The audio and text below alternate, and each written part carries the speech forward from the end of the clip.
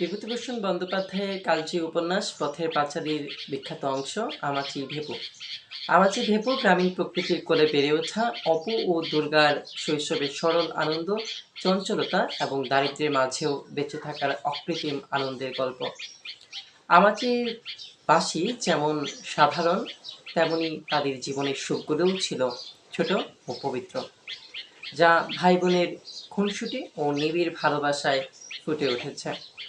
দুর্গা বড় বোন হিসেবে অপুকে নিয়ে চঞ্চল হয়ে ঘুরে বেড়ায়, আবার মায়ের বকুনি থেকে তাকে বাঁচায়। অপুর মা সর্বজয়ার অভাবের সংসার ও তাদের দৈনন্দিন লড়াইয়ের চিত্র এখানে দৃশ্যমান। গল্পের শুরু হয় নিশ্চিন্তপুর গ্রামে এক শান্ত সকালে। ৮ বছর বয়সী অপু তার ঘরের দাওয়ায় বসে ভাঙা টিনের বাক্স নিয়ে খেলছে। তার বাক্সে আছে একটি কাঠের ঘোড়া, কিছু কড়ি এবং রঙের ছাল ওঠা টিনের খেলনা।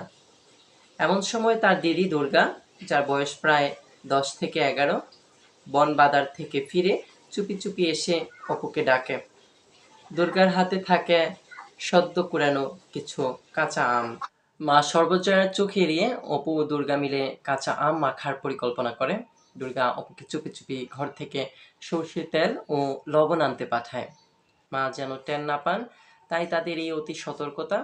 লবণের কৌটো থেকে লবণ আর বাটি থেকে তেল চুরি করে এনে আম মাখিয়ে খাওয়ার মধ্যে এক অপূর্ব রোমাঞ্চ ও তৃপ্তি ফুটে ওঠে।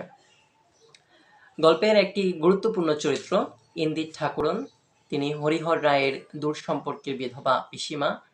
জীর্ণ এক কোণে তার বাস, ছেঁড়া কাঁথা আর মাটির হাড়ি তার সম্বল।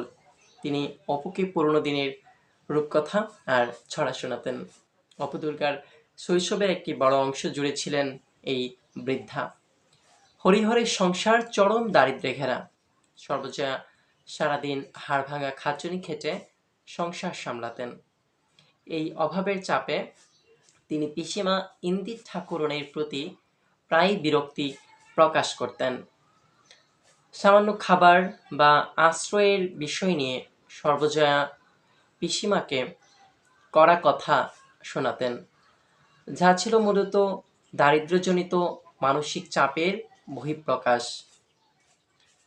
সর্বজয়ার কটু কথা সইতে না পেরে বৃদ্ধা পিসিমা একদিন তার সামান্য তল্পি তল্পা গুছিয়ে পৈতৃক ভিটে ছেড়ে বেরিয়ে পড়েন। তার যাওয়ার সময় অপুর মনে এক অদ্ভুত শূন্যতা কাজ করে। পিসিমা অন্য একজনের চণ্ডী মণ্ডপে গিয়ে আশ্রয় নেন, কিন্তু তার মন পড়ে থাকে সেই চেনা দাওয়ায়। কিছুদিন পর অসুস্থ অবস্থায় ইন্দির ঠাকুরন ফিরতে চেয়েছিলেন তার চিরচেনা আশ্রয়ে, কিন্তু জঙ্গলের ধারে অবহেলিত অবস্থায় তার মৃত্যু হয়। অপুর শৈশবে এটিই ছিল প্রথম মৃত্যুর অভিজ্ঞতা। জীবনের নশ্বরতা সে প্রথম অনুভব করে এক নিস্তব্ধ গোধূলি বেলায়। অপু ও দুর্গার সবচেয়ে বড় স্বপ্ন ছিল রেলগাড়ি দেখা। তাদের কাছে রেলগাড়ি এক বিস্ময়। গ্রাম্য পরিবেশের মাঠ, কাশবন পাড়ি দিয়ে তারা রেললাইন দেখার জন্য দৌড়াতো।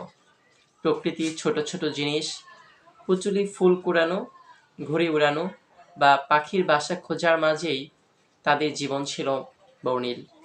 হরিহর দীর্ঘদিন বাড়ির বাইরে থাকেন উপার্জনের আশায়। এদিকে বাড়িতে চরম অর্থ সংকট। এরই মাঝে একদিন ঝড়ের বৃষ্টিতে ভিজে দুর্গার প্রচণ্ড জ্বর আসে। জীর্ণ মাটির ঘরের চাল দিয়ে বৃষ্টির পানি পড়ছে। অপু পাশে বসে দিদির মাথায় হাত বুলিয়ে দিচ্ছে, আর মা সর্বজয়া চিকিৎসার অভাবে কেবল প্রার্থনা করছেন। এটি ছিল গল্পের করুণতম অধ্যায়। রেলগাড়ি দেখার সেই অদম্য ইচ্ছা পূরণ হওয়ার আগেই দুর্গা মারা যায়। ঝড়ের এক বর্ষণ মুখর রাতে ছোট ভাই অপু আর মাকে একা রেখে দুর্গা না ফেরার দোষে চলে যায়। অপুর পৃথিবী থেকে তার খেলার চিরসাথী হারিয়ে যায়, আর বাড়িতে নেমে আসে এক জমাটবদ্ধ বিষণ্ণতা। শেষ পর্যন্ত হরিহর গ্রাম ছেড়ে চলে যাওয়ার সিদ্ধান্ত নেন। বিদায়বেলায় জিনিসপত্র গোছাতে গিয়ে অপু আলমারিতে বা বাক্সের আড়ালে খুঁজে পায় দিদির লুকিয়ে রাখা সেই আমাটির ভেপু বা মাটির বাঁশি। এটি দেখেই তার মনে পড়ে যায় দিদির সাথে কাটানো সেই খুনসুটি আর আমের কুশি খাওয়ার স্মৃতি। নিস্তব্ধ কান্নায় অপু বুঝতে পারে স্মৃতিটুকু ছাড়া দিদি আর কোথাও নেই। রেলগাড়ি দেখার সেই অদম্য ইচ্ছা পূরণ হওয়ার আগেই দুর্গা মারা যায়।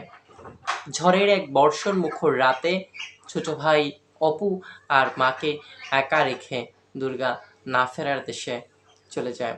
অপুর পৃথিবীতে থেকে যায় শুধু নিঃসঙ্গতা।